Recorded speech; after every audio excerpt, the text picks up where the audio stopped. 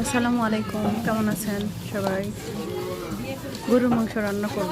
গরুর মাংস প্রথমে ধুয়ে নিয়ে সেখানে পেঁয়াজ কুচি, আদা বাটা, রসুন বাটা, গরম মশলা, কাঁচামরিচ, তেল সব কিছু দিয়ে ভালো করে মেখে নিব। তেজপাতা দিয়ে অনেকক্ষণ পর মেখে তারপরে রেখে দিব। আধা ঘন্টা রেখে দেওয়ার পরে তুলাই দিব।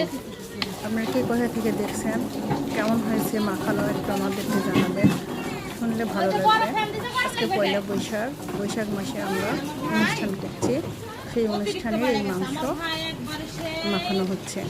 কেমন হয়েছে মাখানো দেখেন, ভালো লাগছে মাখানো, কালারটা ভালো এসছে।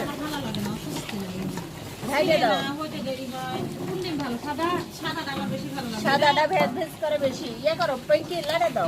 সাদাটাই ভেজ ভেজ করে, হ্যাঁ সাদাটা ভেজ ভেজ হোক, কিন্তু ওই শীতে পুজো করে শান্তি হয়। ওই এতে গাছে লাগাইছে আপনার বাসায়।